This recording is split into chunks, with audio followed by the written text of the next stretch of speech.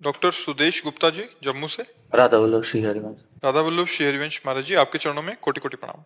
महाराज जी, मेरा प्रश्न ये है कि डॉक्टर अपने पेशे में आने वाली भावनात्मक एवं मानसिक चुनौतियों से निपटने के लिए कौन कौन सी आध्यात्मिक विधियों को अपना सकता है। डॉक्टरों को अपने कार्य के दौरान निम्नलिखित कठिनाइयां परिस्थितियां आती हैं। गंभीर मरीज की जीवन और मृत्यु की स्थिति को संभालना, जहां भावनात्मक दबाव अधिक होता है। उच्च अपेक्षाएं, हमेशा सही निर्णय लेने का दबाव, क्योंकि किसी भी गलती का गंभीर परिणाम हो सकता है। लंबे कार्य समय। एक विषय का पहले पूछोगे तो अच्छा। महाराज जी, गंभीर मरीज की जीवन और मृत्यु की स्थिति को संभालना, जहां भावनात्मक दबाव ज्यादा होता है। पहले आपको तो ये बात समझना है कि आपको जितना ज्ञान प्राप्त हो, आप एक निमित्त मात्र हैं बचाने में। अगर उसकी आयु पूर्ण हो चुकी है और उसको मरना है तो आप लाख उपाय करें, वो बचेगा नहीं। आपका प्रयास, जितना आपको ज्ञान है, अर्थ की प्रधानता या समाज के भय, दोनों का त्याग करके भगवत भाव से आपको समर्पित जो मरीज है वो आपके लिए भगवान है। अब आपको जितना ज्ञान है, ना अर्थ की प्रधानता देखनी है कि वो सामने वाला जो मरीज का परिवार का जन है वो हमें इतना अर्थ दे पाएगा कि नहीं दे पाएगा। हम अपनी पूरी योग्यता, अर्थ की प्रधानता न रखकर अपनी पूरी योग्यता से उसके स्वस्थ करने की चेष्टा, भावना भगवत भाव से, और भय नहीं कि इसके बाद परिणाम में क्या कहेगा। आप कोई भगवान थोड़ी कि आप बचा लेंगे। और सबको जो नहीं जानते हैं, मूर्खतावश ऐसा करते हैं तो वो अमंगल करते हैं अपना। हाँ, कुछ डॉक्टर जो अध्यात्म से नहीं जुड़े हैं, वो अर्थ के लिए अगर ऐसी कोई गलत बात करते हैं तो अपराधी हैं, वो अपराधी है। लेकिन अध्यात्म से जो जुड़ा हुआ व्यक्ति है, जो सद्भावनाओं से युक्त व्यक्ति है, वो कभी नहीं चाहेगा कि किसी मरीज का अमंगल हो। जिसका केवल अर्थ भावना से जुड़ा हुआ है, हम उसकी बात नहीं करते हैं, क्योंकि अर्थ पिशाच जिसके दिमाग में है वो तो मुर्दे से भी पैसा ले लेता है। हम उनकी बात नहीं करते। हम आप जैसे आध्यात्मिक जुड़े हुए डॉक्टरों की बात कर रहे हैं कि अपने मरीज में भगवत भावना करके अपने पूरे ज्ञान का प्रकाश, जितना हमें याद, जितना हमें पढ़ाया गया, जितना हमें सिखाया गया, जितना हमारी स्मृति में, वो हम करके उनको निरोग करने का प्रयास करते हैं। इसके बाद यदि असफल हो जाते हैं तो उसमें आपका कोई दोष नहीं है, क्योंकि जीव को प्रारब्ध भी भोगना है। अच्छा, इसी ऑपरेशन की घटना में शरीर छूट जाता है, आपका पूरा प्रयास बचाने का, शरीर छूट जाता है, और उसमें आपका दोष नहीं है। मूर्खतावश यदि परिवार के लोग डॉक्टर पर आरोप लगाते हैं या उद्दंडता करते हैं, ये उनकी मूर्खता है, क्योंकि डॉक्टर भगवान नहीं है। वो उस विधान को नहीं मेट सकता, उस सेकंड के आगे नहीं जला सकता।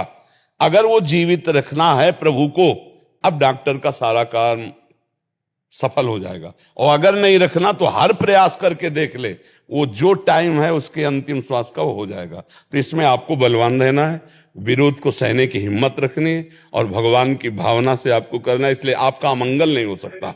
यह हमारा विश्वास है कि जो धर्म और सत्य से चलता है उसका मंगल नहीं हो सकता, क्योंकि उसके साथी श्री भगवान होते हैं, और अमंगल करने वालों को भरपूर हिसाब भी चुकाना पड़ता है। अगर कहीं भक्त के साथ ऐसा कर दे तो जो अपमान भक्त कर करे राम रोष पावक सुजरे, वो फिर भगवान उसको देख लेते हैं। अपनी तरफ से गलती नहीं होनी चाहिए, अपनी डॉक्टरी का पूरा प्रयोग होना चाहिए, पैसा लक्ष्य नहीं होना चाहिए। अगर पैसा नहीं भी मिलेगा, उसकी जान बच जाती तो बहुत बड़ा कार्य आप कर लिए, क्योंकि आपकी डॉक्टरी का उद्देश्य है उसको निरोग, उसको स्वस्थ करना, उसके जीवन को बचाना। अब नहीं बचता, आपकी उसमें कोई त्रुटि नहीं, आपके प्रयास में कोई कमी नहीं, अब कोई विरोध करे उस पर उसकी चिंता नहीं करना। समझ पाए इसमें? दूसरा, उच्च अपेक्षाएं, हमेशा सही निर्णय लेने को का दबाव, क्योंकि किसी भी गलती का गंभीर परिणाम हो सकता है। मतलब क्या है इसका मतलब? भाव क्या है? मतलब अगर हमने अपने से, तो बंदा हर डॉक्टर अपने से अच्छे कोशिश करना पड़ता है, और मरीज को एक्सपेक्टेशन रहती है कि मेरा जो इलाज है भरपूर होना चाहिए, जो उसके अटेंडेंट्स हैं, तो फिर भी अगर उस टाइम गलत हो जाता है, मानसिक तनाव बढ़ा रहता है। आपसे गलती हो जाती है, उनकी एक्सपेक्टेशंस होती है कि हमें पेशेंट तो ठीक ही करना है, इसके पास लेकर आए तो ठीक होना ही चाहिए। नहीं, हर मरीज की इच्छा होती है मैं ठीक हो जाऊं। हर मरीज का परिवार वाला चाहता है कि डॉक्टर के पास जाता है तो ठीक होने के लिए जाता है। लेकिन हम कह रहे हैं कि प्रारब्ध भोग भी तो है ना। आप पूरा प्रयास करेंगे, आपके प्रयास में कमी ना हो, और वो नहीं ठीक हो रहा है तो आप कोई भगवान नहीं हैं, आप कोई धन्वंतरी के अवतार नहीं हैं कि आप जादू कर देंगे वो ठीक हो जाएगा। आप औषधि देंगे, आप अपनी पढ़ाई के अनुसार डॉक्टरी करेंगे। आपको धैर्यवान रहना है। मरीज या मरीज के परिवार के जन दोनों का उद्देश्य होता है कि मरीज अच्छे डॉक्टर के पास जा रहा, स्वस्थ ही होना चाहिए, चाहे जितना पैसा लग जाए मरीज स्वस्थ हो। लेकिन आप पूरा प्रयास करके फिर वो स्वस्थ नहीं हो रहा है, अब उसका प्रारब्ध भोग है उसमें, या मतलब आपको उस विषय का यदि पूर्ण ज्ञान नहीं है तो समय बर्बाद नहीं करना चाहिए। उस रोग के लिए उसे दूसरे किस लिए सलाह कि आप ये हमारे बस का विषय नहीं, हमारा था इतना, आप और अच्छे डॉक्टर को दिखाइए, ऐसा कह सकते हैं। और अगर जितना प्रयास है उतना आप प्रयास कर सकते हो, डरिएगा नहीं। इसमें भय भी नहीं होना चाहिए, क्योंकि भय युक्त फिर आज जीना मुश्किल हो जाएगा। अगर आप भयभीत रहेंगे तो जीना मुश्किल हो जाएगा, क्योंकि हर मरीज यही चाहता है मैं स्वस्थ हो जाऊं। हर मरीज का परिवार वाला ये दबाव बनाएगा कि ये स्वस्थ हो जाए। तो जितना आपको ज्ञान है डॉक्टरी का, उसके अनुसार आप स्वस्थता का विधान कीजिए। और जब नहीं समझ में आता है तो फिर आप उससे प्रार्थना करें, इतना मेरे को ज्ञान था, इसके बाद आप और जगह दिखा सकते हैं, अब मेरे बस की बात नहीं रही। स्पष्ट रखिए, उसमें छुपाव न रखिए, कोई पर्दा न रखिए। अपना प्रयास सफलतापूर्वक कीजिए। सफलता ना आना या सफलता हो जाना ये भगवान के ऊपर के हाथ की बात है, क्योंकि उसका प्रारब्ध क्या है, उसका प्रारब्ध भी तो है ना। कोई भी डॉक्टर जो बहुत ही मूढ़ है उनकी बात अलग है, नहीं कोई डॉक्टर नहीं चाहेगा कि उनके द्वारा किसी मरीज को कष्ट पहुंचे। जो अपने कर्तव्य को जानने वाला है, जो केवल अर्थ पिशाच है, उसकी तो हम बात नहीं करते। जो अर्थ के लिए पागलपन धारण करता है उसकी बात अलग है। तीसरा, लंबे समय कार्य में होता है जिसके कारण थकान, व्यक्तिगत समय की कमी और बढ़ता तनाव होता है।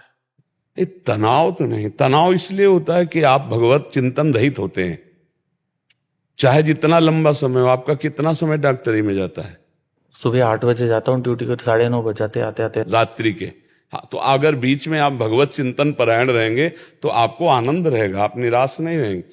प्रभु के लिए आप जी रहे हैं, प्रभु के लिए आपका परिवार है, प्रभु ने आपको सेवा दी। मरीजों को भगवान का स्वरूप समझिए और खूब सेवा कीजिए, तो बड़ा आनंद रहेगा, उत्साह रहेगा। मुझे लगता है थकान तो नहीं आएगी। थकान आने का कारण कहीं न कहीं विषय सेवन और कहीं न कहीं कर्ता भाव, तभी कर्ता भाव को थकान आती। नहीं तो जब भगवान आपके हृदय में बैठकर सब सेवाएं करवा रहे हैं तो थकान आपको क्यों होगी। आप रात दिन तत्पर रहिए, लेकिन विषय सेवन उचित कीजिए। विषय सेवन अधिक करने वाला फिर इस हमारी बात को नहीं समझ पाएगा।